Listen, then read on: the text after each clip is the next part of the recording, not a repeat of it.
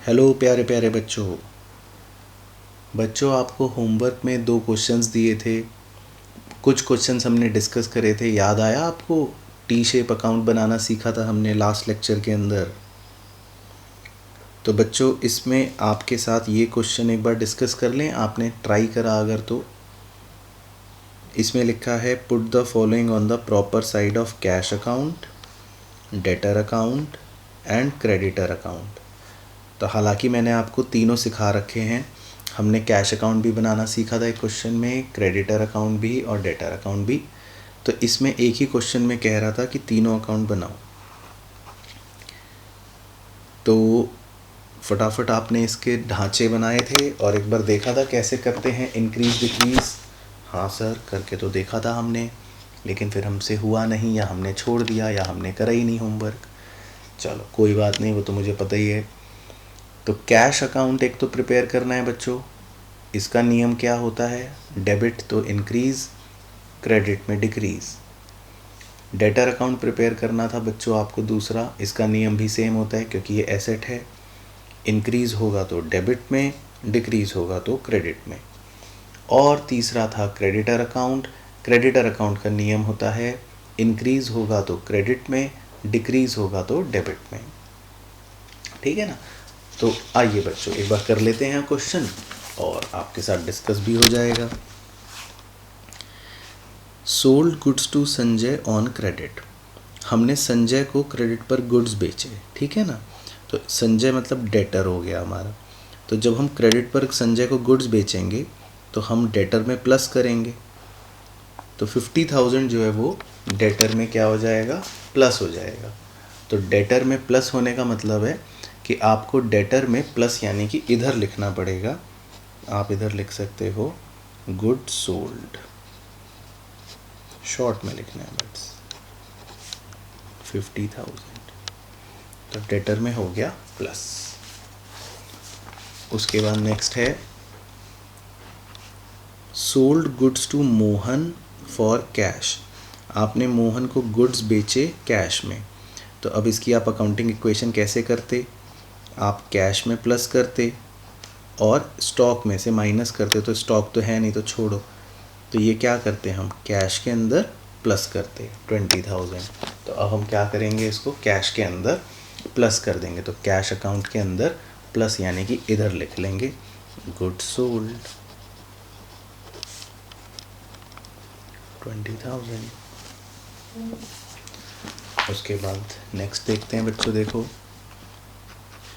Purchased goods from Ram on credit.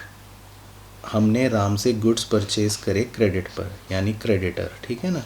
तो इसकी accounting equation क्या करते आप क्रेडिटर में प्लस कर देते और स्टॉक में प्लस कर देते। स्टॉक तो कुछ है नहीं यहाँ, तो क्रेडिटर में प्लस करना है हमको। तो क्रेडिटर में प्लस करने का मतलब हो गया, क्रेडिटर में प्लस करना है मतलब इधर लिखना पड़ेगा। तो हम इधर लिख लेंगे गुड्स परचेज्ड फ्रॉम राम, लिख लो चाहे, ये राम है। क्रेडिटर कौन है? राम है। और डेटर कौन था जिससे आपने सबसे पहले गुड्स खरीदे थे? संजय। ये इनके नाम दे रखे हैं, ये भी लिख लो अपने समझने के लिए। तो गुड्स परचेज्ड 25,000, ठीक है ना? तो ये भी हो गया। फोर्थ लिखा है कैश रिसीव्ड फ्रॉम संजय। इसकी अकाउंटिंग इक्वेशन सोचो आप। कैश रिसीव्ड हुआ तो कैश में तो प्लस करोगे आप। फ्रॉम संजय, संजय कौन था? ये डेटर। तो डेटर से आपको जब कैश मिलेगा तो डेटर में से माइनस भी करोगे आप 19,000। तो इसे कैश में तो प्लस भी करना है और डेटर में से माइनस करना है 19,000 को, है ना? Cash received. तो कैश में प्लस करने का मतलब हो गया कि कैश में प्लस करना है तो इधर लिख लेंगे कैश रिसीव्ड 19,000। एक तो ये करना है और दूसरा डेटर में माइनस करना है। तो डेटर का माइनस कहाँ है? इधर की तरफ है क्रेडिट में, तो इधर लिख लेंगे कैश रिसीव्ड 19,000। तो आपको अकाउंटिंग इक्वेशन सोचनी है बस, सो सिंपल, ठीक है ना? ऐसे ही जैसे अब अगले में देखो गुड्स रिटर्न्ड बाय संजय, वही डेटर है। संजय ने अब गुड्स रिटर्न करे तो क्या होगा, आपका स्टॉक प्लस हो जाएगा एक, तो वो तो हम बना नहीं रहे, और संजय जो डेटर है वो माइनस हो जाएगा क्योंकि उसने सामान वापस कर दिया 2000 का। तो जब आप डेटर में से माइनस करोगे तो कहाँ लिखोगे, इधर ही लिखोगे माइनस वाली साइड में, गुड्स रिटर्न 2000 का, तो ये उसने गुड्स रिटर्न कर दिए, सो सिंपल। उसके बाद 6 लिखा है पेड रेंट। पेड रेंट का आप क्या करते हो, अकाउंटिंग इक्वेशन कैश में से माइनस करते हो और कैपिटल में से माइनस करते हो, है ना।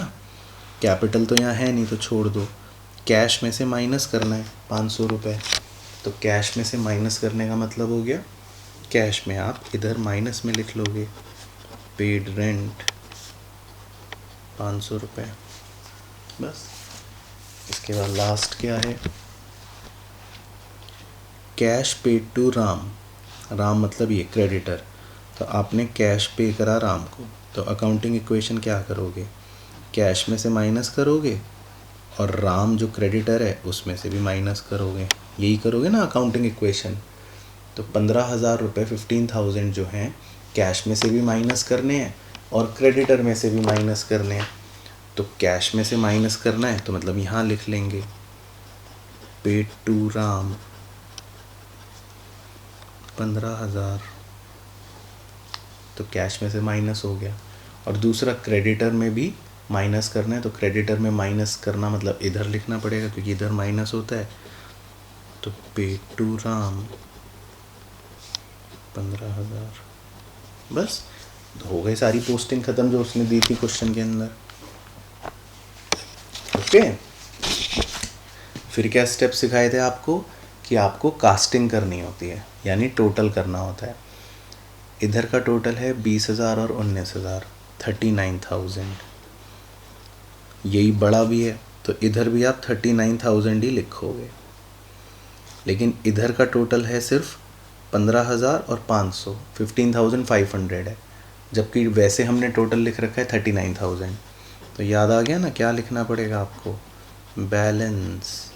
तो यहाँ पर क्या फिगर लिखें कि ये बराबर हो जाए, तो हम 39,000 में से 15,500 को माइनस कर देंगे, ये आ जाएगा 23,500, ये बैलेंस हो गया।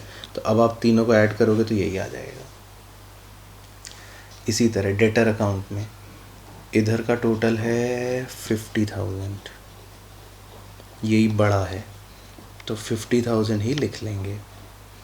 अब इधर है 19,000 और 2,000, 21,000, तो आपको क्या लिखना पड़ेगा, बैलेंस आपको लिखना पड़ेगा 29,000, तो ये तीनों मिलाकर 50 बन गए।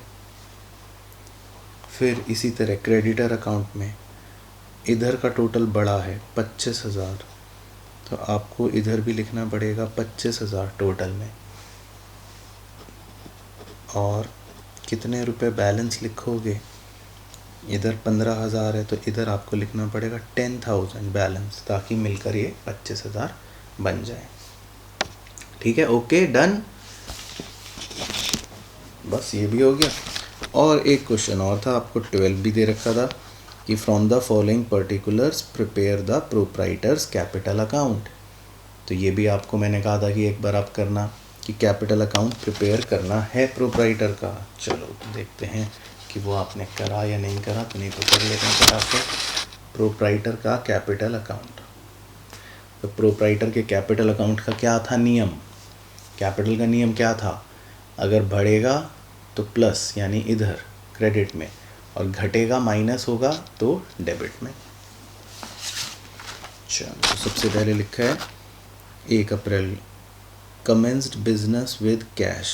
क्या करते हो अकाउंटिंग इक्वेशन, कैश में प्लस करते हो और कैपिटल में प्लस करते हो, कैश तो है नहीं तो कैपिटल में प्लस करते हो आप 2 लाख रुपये, तो कैपिटल में प्लस हुआ तो यानी इधर लिखेंगे, तो बस आप इधर लिख लो कमेंस्ड बिजनेस। हालांकि इसमें डेट भी दे रखी है लेकिन डेट हमने बनाई नहीं है तो कोई बात नहीं, अभी छोड़ सकते हैं 2 लाख। फिर दे रखा है नेट लॉस, लॉस हो गया as per profit and loss account. तो जब लॉस होता है तो अकाउंटिंग इक्वेशन में हम क्या करते हैं, कैपिटल में से माइनस करते हैं ना लॉस को, तो लॉस हो गया तो आपको कैपिटल में से माइनस करना है, तो यानी कि कहाँ लिखना है, कैपिटल में माइनस करना है तो यहाँ लिखना है इधर, तो इधर हम लिख लेंगे net loss. Simple accounting equation हो रही है और कुछ नहीं हो रहा। उसके बाद है drawings during the year. Drawings की अकाउंटिंग इक्वेशन क्या करते हो आप, कैपिटल में से माइनस करते हो ड्राइंग्स को भी, है ना। तो कैपिटल में से माइनस हो गया 15,000, तो माइनस मतलब इधर लिखना पड़ेगा ड्राइंग्स 15,000 बस। तो इसमें तो 3 ही बातें गिवन थी, तो ये बन गया। अब आप टोटल करोगे तो इधर ही ज़्यादा दिख रहा है, 2 लाख दिख रहा है, देखते ही पता चल रहा है कि ये ज़्यादा है, तो यहाँ भी 2 लाख लिखोगे, यहाँ भी 2 लाख लिखोगे, और फिर आपको इधर लिखना पड़ेगा बैलेंस। तो ये है 18,000 और 15,000 यानी 33,000 और 2 लाख है टोटल। तो 2 लाख में से इन दोनों को माइनस कर दो तो बचेगा बैलेंस 167 यानी 1,67,000, ये बच गया बैलेंस, बस हो गया। तो बच्चों ये था हमारा कंप्लीट डिस्कशन इस चैप्टर का, और ये चैप्टर जो है अब फिनिश भी हो चुका, आपके साथ होमवर्क के क्वेश्चन भी डिस्कस कर लिए। तो अब नेक्स्ट वीडियो में बच्चों हम नए चैप्टर के साथ शुरुआत करेंगे, और ये चैप्टर बस आप रिवाइज़ करके अपने लेवल पर इसको अच्छे से ख़त्म कर देना।